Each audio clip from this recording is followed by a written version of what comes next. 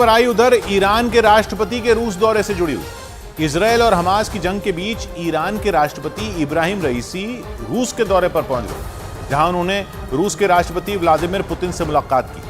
दोनों नेताओं की मुलाकात ऐसे वक्त में हुई जब यूक्रेन जंग और पश्चिम एशिया में जारी युद्ध को लेकर पूरी दुनिया दो धड़ों में बटी हुई दिख रही है।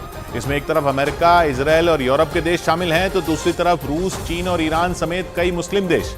इसी वजह से ईरान के राष्ट्रपति रईसी और पुतिन की मुलाकात को अहम माना जा रहा है, क्योंकि इसे अमेरिका के खिलाफ होने वाली एक बड़ी गोलबंदी की तरह भी देखा जा रहा है। और माना जा रहा है कि रूस के राष्ट्रपति पुतिन अमेरिका के खिलाफ बन रहे धड़े की अगुवाई करने की पूरी रणनीति बना चुके हैं।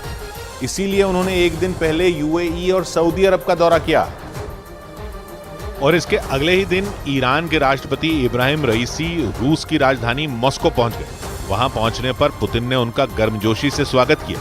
माना जा रहा है कि जिस अंदाज में पुतिन इब्राहिम रईसी से मिले, वो ये साबित करने के लिए काफी है कि रूस और ईरान के बीच किस हद तक नजदीकियां बढ़ चुकी हैं। दोनों नेताओं ने काफी देर तक कई मुद्दों पर बातचीत की। और खबर है कि इस दौरान इजरायल और हमास के बीच चल रही जंग पर भी चर्चा की गई। और इस बैठक के बाद पुतिन खुद इब्राहिम रईसी को छोड़ने उनकी गाड़ी तक गए। यानी रूस ने ईरान से अपने रिश्ते और मजबूत करने में कोई कसर नहीं छोड़ी। माना जा रहा है कि दोनों देशों की ये जुगलबंदी पश्चिम एशिया में अमेरिका के लिए बड़े खतरे की घंटी साबित हो सकती है। कहा तो ये भी जा रहा है कि जंग के मुद्दे पर जिस तरह दुनिया दो धड़ों में बंटती दिख रही है, उसमें अमेरिका और उसके दोस्तों के खिलाफ रूस और ईरान बड़ी भूमिका निभा सकते हैं। लेकिन पुतिन ये भी जानते हैं कि ईरान और सऊदी अरब के बीच की दुश्मनी उनकी रणनीति पर भारी पड़ सकती है।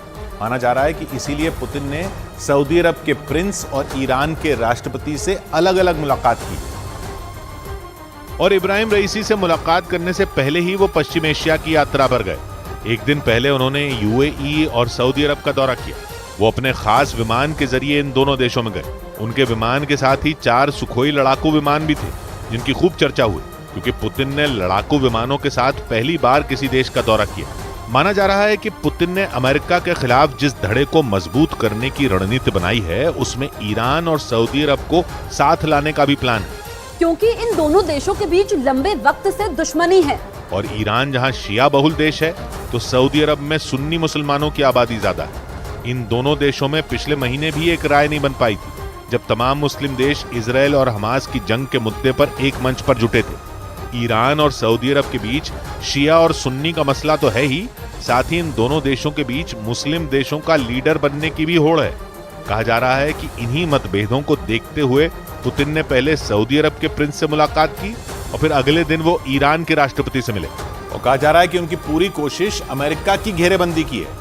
हालांकि पूरी दुनिया जिन दो धड़ों में बढ़ती दिख रही है, उसकी शुरुआत यूक्रेन जंग से ही हो गई थी। इसके बाद इजरायल और हमास की जंग ने बंटवारे की इस लकीर को पहले से ज्यादा गहरा कर दिया, क्योंकि जैसे ही अमेरिका के दोस्त इजरायल ने हमास पर हमले शुरू किए, वैसे ही अमेरिका के दुश्मन एक साथ जुटने लगे। रूस ने गाजा में इजरायल के हमले की आलोचना शुरू कर दी, जिसके बाद चीन ने भी फिलिस्तीन का साथ देना शुरू कर दिया। और इसी वजह से पश्चिम एशिया में इजरायल और अमेरिका के खिलाफ माहौल बनना शुरू हो गया। इससे पूरी दुनिया दो धड़ों में बढ़ती दिखने लगी, जिसमें एक तरफ रूस, चीन और ईरान समेत कई मुस्लिम देश खड़े दिखाई दे रहे हैं, तो दूसरी तरफ अमेरिका, इजरायल, ब्रिटेन, दक्षिण कोरिया और यूरोप के देशों ने मोर्चा संभाल रखा है। और माना जा रहा है कि इसीलिए रूस ने ईरान का पूरा साथ देने की तैयारी की है, ताकि पश्चिम एशिया से अमेरिका को बाहर किया जा सके। पश्चिम एशिया के कई देशों में अमेरिका के सैन्य ठिकाने हैं। इजरायल और हमास की जंग के बहाने उसने वहां अपने जंगी जहाजों की तादाद भी बढ़ा दी है। यही नहीं, अमेरिका ने उस इलाके में अपने सैनिकों की संख्या में भी इजाफा किया है।